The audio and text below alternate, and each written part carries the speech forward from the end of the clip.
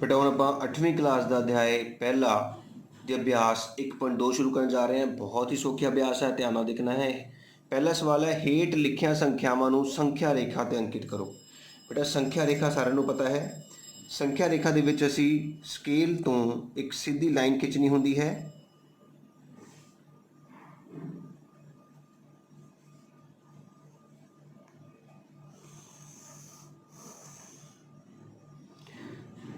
ठीक है, हुण इत्थे स्केल की मदद नाल ही तुसी इस ते देखो निशान लगाने हैं। जिदा 14 ते निशान लगा लिया, फिर 13 ते, फिर 12 ते, 11 ते, 10, 9, 8, 7, 1 सेंटीमीटर के असी निशान लगा लिए हैं, ताकि साडा जिहड़ा नंबर लाइन है, साडी संख्या रेखा है, वो देखने विच वधिया लगे। तो तुसी देख सकते हो साडी संख्या रेखा के उत्ते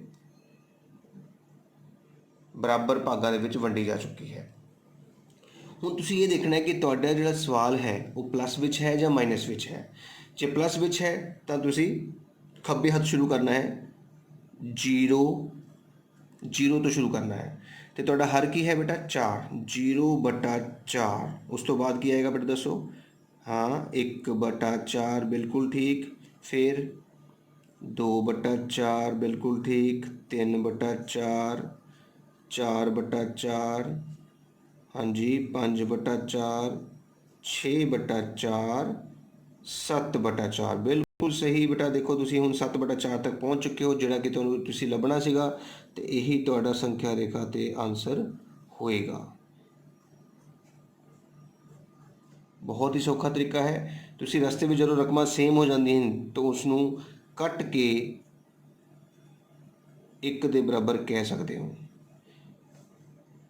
समझ लग गई? तुसी 0 तो शुरू करनी है। जेकर तुहाडे कोल प्लस की रकम है तो 0 खब्बे हत्थ तो शुरू करना है। जेकर तुहाडे कोल रकम माइनस की है तो फिर 0 सज्जे हत्थ तो शुरू करना है, तो फिर गिनती लिखनी शुरू करनी है।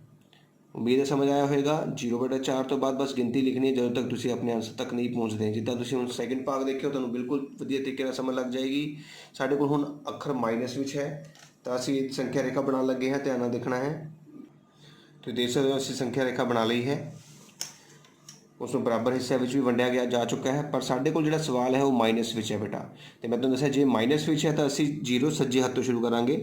0/, साढ़े कोल की है 6, ठीक है ना। हुण 0 तो पहला गिनती शुरू करो, -1/6। 0 तो पहला गिनती माइनस होंदी है बेटा। -2/6, -3/6 बिल्कुल ठीक, -4/6, -5/6 आ चुका है, जो कि सानूं लोड़ींदा सीगा।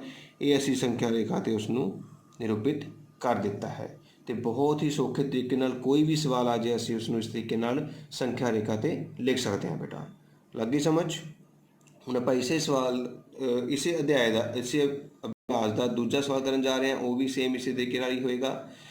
-2/11, -5/11 ते -9/11 नूं संख्या रेखा ते अंकित करना है या represent these 3 on the number line. गल इक्को ही है। इस वास्ते फिर सानूं एक नंबर लाइन बनानी होएगी, संख्या रेखा बनानी पै रही है। ध्यान नाल देखना है। तो देख सकते हो मैं संख्या रेखा बना चुका हाँ, तो उसनूं बराबर हिस्सों में भी वंडिया जा चुका है। हुण फिर साडे कोल सारियां रकमां माइनस विच ने, तो मैं तुहानूं समझाया कि जे सारियां रकमां माइनस विच ने तो तुसीं 0 सज्जे हत्थ तो शुरू करना है। मैं देखो इत्थे लिख रहा 0, तो हर विच की है बेटा देखो 11, 0/11। हुण अपनी काउंटिंग शुरू करनी है आपां। -1/11, -2/11, -3/11। समझ आ रहा ना? इसी तरह आगे चलते हैं। -4/11, -5/11, -6/11, -7/11, -8/11, -9/11। देखो मैं कंप्लीट कर लिया है। हुण इहदे विच मेरे कोल एक 9/11 संख्या, एक 5/11 संख्या, तो एक 2/11 संख्या ही मेरे आंसर सीगे, जिन्हों मैं चाहे सर्कल करके हाईलाइट कर सकता हाँ। तो इस तरह मैं अपनी संख्या रेखा के उत्ते 3 संख्यावां नूं एक साथ रिप्रजेंट कर दिता है बेटा। तो बहुत ही सौखा ढंग है। 3 ਸਵਾਲ ਜਿਹੜੇ ਤੁਸੀਂ ਹੁਣੇ ਸੰਖਿਆ ਰੇਖਾ ਦੇ ਸਮਝੇ ਨੇ ਉਹਦੇ ਵਿੱਚ ਇੱਕੋ ਹੀ ਗੱਲ ਸਮਝੀ ਹੈ ਕਿ ਜੇਕਰ ਤੁਹਾਡੀ ਰਕਮ ਪਲੱਸ ਦੀ ਹੈ ਤਾਂ 0 ਖੱਬੇ ਹੱਥ ਤੋਂ ਸ਼ੁਰੂ ਕਰਕੇ 0/1/2 ਪਲੱਸ ਵਿੱਚ ਗਿਣਤੀ ਜਾਂਦੀ ਹੈ, ਅਤੇ ਜੇ ਮਾਈਨਸ ਵਿੱਚ ਹੈ ਤਾਂ 0 ਇੱਥੋਂ ਸ਼ੁਰੂ ਕਰੋ ਤਾਂ ਕਿ ਮਾਈਨਸ ਦੀ ਗਿਣਤੀ ਲਿਖਣ ਲਈ ਸਾਨੂੰ ਜਗ੍ਹਾ ਮਿਲ ਸਕੇ। ਅਤੇ ਇਸ ਤਰ੍ਹਾਂ ਸਾਡੇ ਪਹਿਲੇ 2 ਸਵਾਲ ਕੰਪਲੀਟ ਹੋ ਗਏ ਨੇ। ਉਮੀਦ ਹੈ ਤੁਹਾਨੂੰ ਸਮਝ ਆਈ ਹੋਏਗੀ। ਹੁਣ ਆਪਾਂ ਤੀਜਾ ਸਵਾਲ ਕਰਨ ਲੱਗੇ ਹਾਂ, ਧਿਆਨ ਨਾਲ ਦੇਖਣਾ ਹੈ। ਤੀਜਾ ਸਵਾਲ ਕਹਿੰਦਾ ਕਿ ਇਸ ਤਰ੍ਹਾਂ ਦੀਆਂ 5 ਪਰਿਮੇਯ ਸੰਖਿਆਵਾਂ ਲਿਖੋ ਜੋ 2 ਤੋਂ ਛੋਟੀਆਂ ਹੋਣ। ਕਿਆ ਬਾਤ ਹੈ, 2 ਤੋਂ ਛੋਟੀਆਂ ਤਾਂ ਪਤਾ ਨਹੀਂ ਕਿੰਨੀਆਂ ਸੰਖਿਆਵਾਂ ਹੁੰਦੀਆਂ ਨੇ। ਦੇਖੋ ਤੁਸੀਂ ਨੰਬਰ ਲਾਈਨ ਛੋਟੀ ਕਲਾਸ 6ਵੀਂ ਕਲਾਸ ਨੰਬਰ ਲਾਈਨ ਬਣਾਉਂਦੇ ਸੀਗੇ, ਤੁਹਾਨੂੰ ਯਾਦ ਹੋਏਗਾ। 0 ਤੋਂ ਬਾਅਦ ਲਿਖਦੇ ਸੀ 1, 1 ਤੋਂ ਬਾਅਦ 2, 2 ਤੋਂ ਬਾਅਦ 3, 4, 5 ਅਤੇ ਫਿਰ 0 ਤੋਂ ਪਹਿਲਾਂ -1, -2, -3, -4 ਇਸ ਤਰ੍ਹਾਂ ਤੁਸੀਂ ਲਿਖਦੇ ਰਹਿੰਦੇ ਸੀਗੇ। ਅਤੇ ਹੁਣ ਸਾਨੂੰ ਕੀ ਕਿਹਾ ਜਾ ਰਿਹਾ, ਇਸ 2 ਦੇਖੋ, ਆਹ 2 ਲਿਖ ਰਹੇ ਹੋ, ਇਸ 2 ਤੋਂ ਪਿਛਲੀਆਂ 5 ਸੰਖਿਆਵਾਂ ਦੱਸ ਦਿਓ ਛੋਟੀਆਂ। ਤਾਂ ਤੁਹਾਡੇ ਸਾਹਮਣੇ ਹੀ ਹੈ 1, 2, 3, 4, 5, 6, 7 ਜਿੰਨੀਆਂ ਮਰਜ਼ੀ ਲਿਖ ਦਿਓ। ਅਤੇ ਕਿਹੜੀ ਕਿਹੜੀ ਲਿਖੋਗੇ ਦੱਸੋ ਹੱਲ ਦੇ ਵਿੱਚ। Very good. 2 ਤੋਂ ਛੋਟੀ 1 ਹੁੰਦੀ ਹੈ, ਫਿਰ 0 ਹੁੰਦੀ ਹੈ, ਫਿਰ -1 ਹੁੰਦੀ ਹੈ, ਫਿਰ -2 ਹੁੰਦੀ ਹੈ, ਫਿਰ -3 ਹੁੰਦੀ ਹੈ। ਹੋ ਗਿਆ 5 ਆਂਸਰ। ਬਹੁਤ ਹੀ ਸਿੰਪਲ। ਰਾਈਟ 5 ਰੈਸ਼ਨਲ ਨੰਬਰਸ ਵਿਚ ਆਰ ਸਮਾਲਰ ਦੈਨ 2। ਬੇਟਾ 2 ਤੋਂ ਪਹਿਲਾਂ ਜਿਹੜੀਆਂ ਵੀ 5 ਸੰਖਿਆਵਾਂ ਲਿਖਦੇ ਹੋ ਉਹ ਤੁਸੀਂ ਲਿਖ ਸਕਦੇ ਹੋ, ਇਹੀ ਤੁਹਾਡਾ ਆਂਸਰ ਹੋਏਗਾ। ਬਹੁਤ ਸੌਖਾ ਕੁਐਸਚਨ ਹੈ। ਹੁਣ ਚੌਥਾ ਸਵਾਲ ਦੇਖੋ ਧਿਆਨ ਨਾਲ ਬੇਟਾ। ਕਹਿੰਦਾ -2/5 ਅਤੇ 1/2 ਦੇ ਵਿਚਕਾਰ 10 ਪਰਿਮੇਯ ਸੰਖਿਆਵਾਂ ਪਤਾ ਕਰੋ। Find 10 rational numbers between -2/5 and 1/2। ਹੁਣ -2/5 ਅਤੇ 1/2 ਸਾਡੇ ਕੋਲ 2 ਸੰਖਿਆਵਾਂ ਹਨ ਬੇਟਾ। ਹੁਣ ਇਹਨਾਂ ਦੋਨਾਂ ਸੰਖਿਆਵਾਂ ਦੇ ਵਿਚਕਾਰ ਨੰਬਰ ਕਿੱਦਾਂ ਲੱਭ ਸਕਦੇ ਹਾਂ ਬੇਟਾ। 2 ਬਟੇ ਵਾਲੀ ਪਰਿਮੇਯ ਸੰਖਿਆਵਾਂ ਦੇ ਵਿਚਕਾਰ ਨੰਬਰ ਉਦੋਂ ਹੀ ਲੱਭਿਆ ਜਾ ਸਕਦਾ ਹੈ ਜੇਕਰ ਉਹਨਾਂ ਦੇ ਹਰ ਬਰਾਬਰ ਹੋਣ। ਇਹਦੇ ਤਾਂ ਹਰ ਬਰਾਬਰ ਹੈ ਹੀ ਨਹੀਂ। ਅਤੇ ਹੁਣ ਯਾਦ ਰੱਖ ਲਓ ਬੇਟਾ, ਕਦੇ ਵੀ ਤੁਹਾਡੇ ਕੋਲ 2 ਬਟਿਆਂ ਵਾਲੀ ਸੰਖਿਆਵਾਂ ਆ ਜਾਣ ਅਤੇ ਤੁਸੀਂ ਚਾਹੁੰਦੇ ਹੋ ਕਿ ਇਹਨਾਂ ਦੇ ਹਰ ਬਰਾਬਰ ਕਰਨੇ ਆ, ਅਤੇ ਕਿੱਦਾਂ ਕਰਨੇ ਆ ਧਿਆਨ ਨਾਲ ਦੇਖਣਾ ਹੈ। ਧਿਆਨ ਨਾਲ ਦੇਖੋ, ਇਸ ਰਕਮ ਨਾਲ ਇਹਨਾਂ ਦੋਨਾਂ ਨੂੰ ਗੁਣਾ ਕਰਨਾ ਹੁੰਦਾ ਹੈ। ਇਸ ਡੀ ਨਾਲ ਏ ਨੂੰ ਵੀ ਗੁਣਾ ਕਰਨੀ ਹੈ ਅਤੇ ਬੀ ਨਾਲ ਵੀ ਗੁਣਾ ਕਰਨੀ ਹੈ। ਅਤੇ ਉਸ ਤੋਂ ਬਾਅਦ ਫਿਰ ਇਸ ਰਕਮ ਨਾਲ ਬੀ ਨਾਲ ਸੀ ਨੂੰ ਅਤੇ ਡੀ ਨੂੰ ਗੁਣਾ ਕਰਨੀ ਹੁੰਦੀ ਹੈ। ਗੱਲ ਸਮਝ ਲੱਗੀ। ਦੋਨੇ ਹੀ ਹਰ ਇਸ ਰਕਮ ਦੇ ਹਰ ਨਾਲ ਇੱਧਰ ਗੁਣਾ, ਇਸ ਰਕਮ ਦੇ ਹਰ ਨਾਲ ਇੱਧਰ ਗੁਣਾ ਕਰਨੀ ਹੁੰਦੀ ਹੈ। ਇਹਦਾ ਮਤਲਬ ਕੀ ਕਰਾਂਗੇ, ਇਸ ਪੂਰੀ ਰਕਮ ਨੂੰ ਕਿਹਨਾਂ ਗੁਣਾ ਕਰਾਂਗੇ, 2 ਨਾਲ। 2 ਨਾਲ ਕਰਾਂਗੇ ਨਾ, ਗੁਣਾ 2 ਗੁਣਾ 2। ਲੱਗੀ ਸਮਝ। ਅਤੇ ਇਸ ਰਕਮ ਨੂੰ ਗੁਣਾ ਕਿਹਦੇ ਨਾਲ ਕਰਾਂਗੇ, 5 ਨਾਲ। ਗੁਣਾ 5 ਗੁਣਾ 5। ਇਸ ਗੱਲ ਨੂੰ ਸਮਝ ਲਓ ਕਿ ਜਦੋਂ ਵੀ ਕਿਸੇ ਸੰਖਿਆ ਦਾ ਹਰ ਬਰਾਬਰ ਕਰਨੇ ਹੈ ਤਾਂ ਇਸ ਰਕਮ ਨੂੰ ਗੁਣਾ ਕਰਨੀ ਹੈ ਦੂਜੀ ਰਕਮ ਦੇ ਹਰ ਨਾਲ, ਇਸ ਰਕਮ ਨੂੰ ਗੁਣਾ ਕਰਨੀ ਹੈ ਦੂਜੀ ਰਕਮ ਦੇ ਹਰ ਨਾਲ। ਹੁਣ ਦੇਖੋ ਤੁਹਾਡੇ ਕੋਲ ਕੀ ਆ ਰਿਹਾ ਗੁਣਾ ਕਰਕੇ, 2 ਦੂਣੀ 4 -4/10 5/10। ਲੱਗੀ ਗੱਲ ਸਮਝ। ਹੁਣ ਤੁਸੀਂ ਕੀ ਕਰਨਾ ਹੈ, ਧਿਆਨ ਨਾਲ ਦੇਖਣਾ ਹੈ। ਆਪਣੇ ਆਪ ਦੋਨਾਂ ਨੂੰ 10 ਨਾਲ ਗੁਣਾ ਕਰਨੀ ਹੈ, ਪਰ ਥੱਲੇ 10 ਨਾਲ ਗੁਣਾ, ਉੱਪਰ ਥੱਲੇ 10 ਨਾਲ ਗੁਣਾ। ਹਮੇਸ਼ਾ ਹੀ ਪਹਿਲਾਂ ਹਰ ਬਰਾਬਰ ਕਰਨੇ ਨੇ, ਹਰ ਬਰਾਬਰ ਕਰਨ ਤੋਂ ਬਾਅਦ ਤੁਸੀਂ ਹਮੇਸ਼ਾ 10 ਨਾਲ ਗੁਣਾ ਕਰਨੀ ਹੈ। ਇਸ ਦੇ ਨਾਲ ਕੀ ਹੁੰਦਾ ਹੈ ਕਿ ਰਕਮਾਂ ਦੇ ਵਿਚਕਾਰ ਦਾ ਗੈਪ ਵੱਧ ਜਾਂਦਾ ਹੈ ਬੇਟਾ।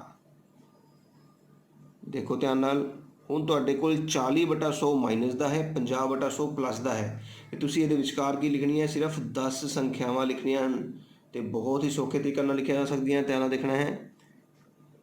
50 ਤੋਂ ਪਿੱਛੇ 10 ਸੰਖਿਆਵਾਂ ਲਿਖ ਦਿਓ।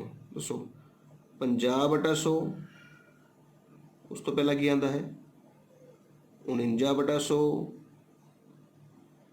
ਉਸ ਤੋਂ ਪਹਿਲਾਂ 48/100, 47/100, ਪੁੱਠੀ ਗਿਣਤੀ ਆਉਂਦੀ ਹੈ ਨਾ 46/100, 45/100, 44/100, 43/100, 42/100, 41/100। ਤਾਂ ਤੁਸੀਂ ਦੇਖ ਸਕਦੇ ਹੋ, ਤੁਸੀਂ 1 2 3 4 5 6 7 8 9 10 ਸੰਖਿਆਵਾਂ ਲਿਖ ਚੁੱਕੇ ਹੋ।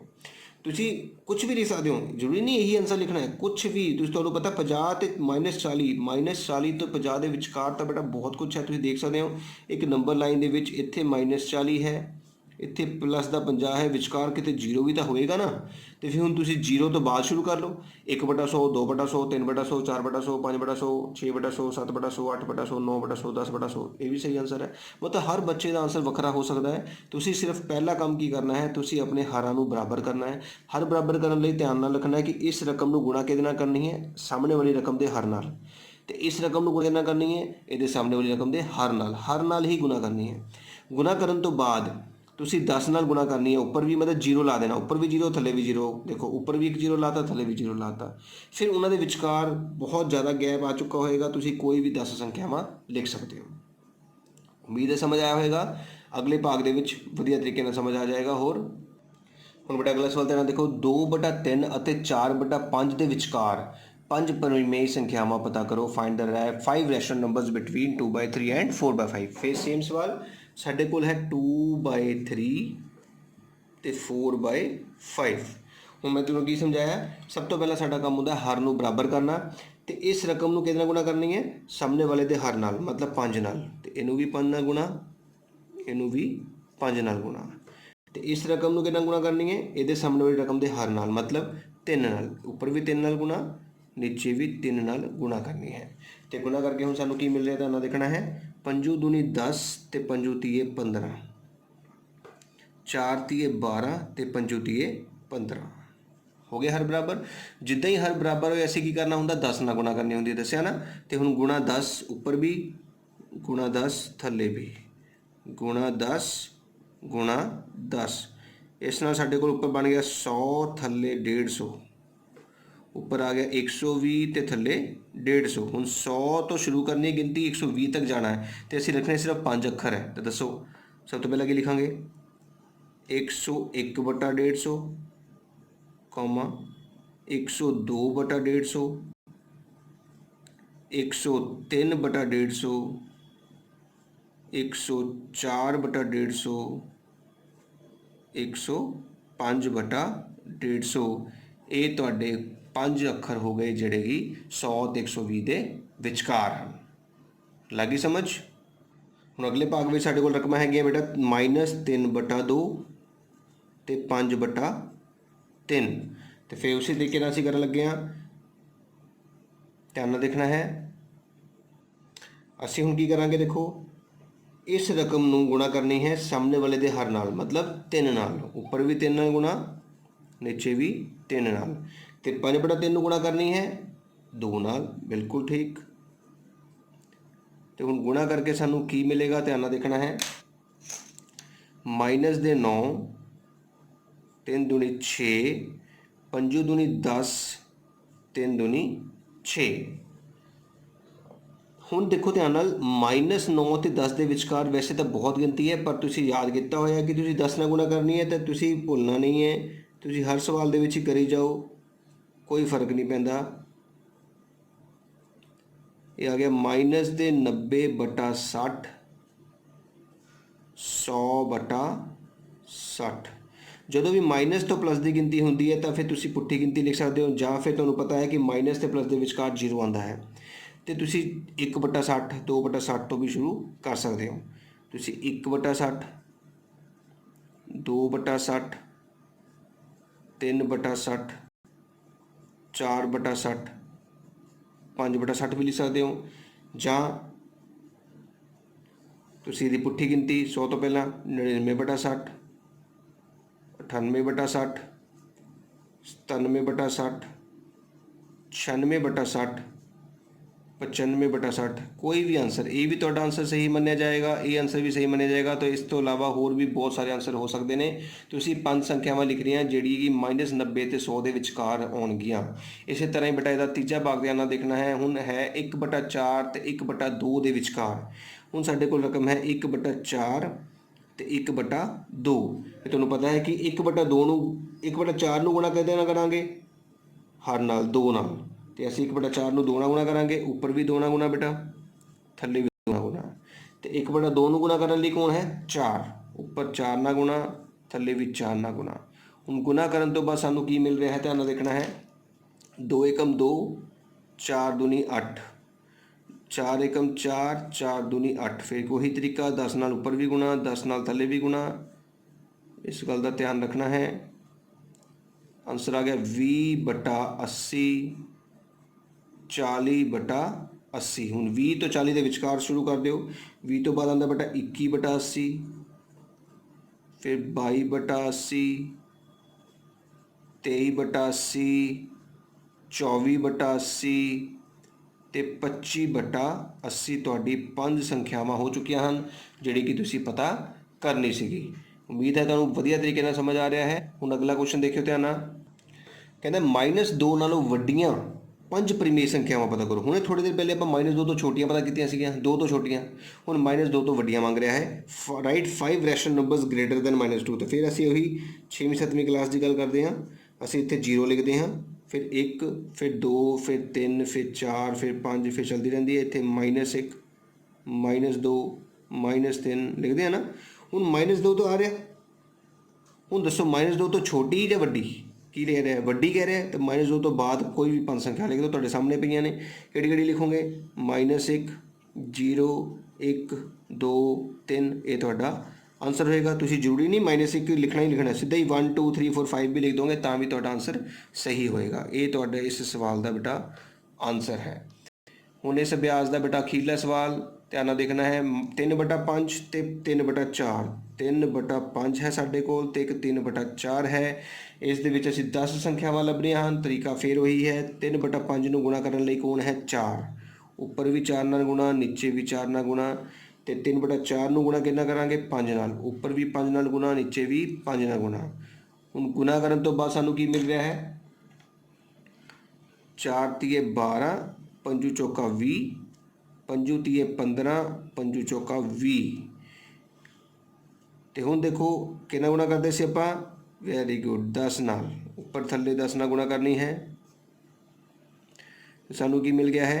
12 दा 120 ते 200, 150 ते 200।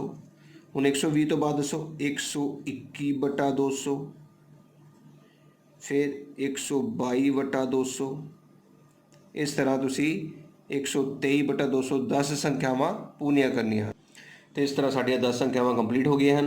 ये साडा इस सवाल का आंसर होएगा। तो साडा अध्याय 1 कंप्लीट हो गया है। उम्मीद है तुहानूं वधिया तरीके नाल समझा सका हाँ मैं, तो तुहानूं समझ भी आया होएगा।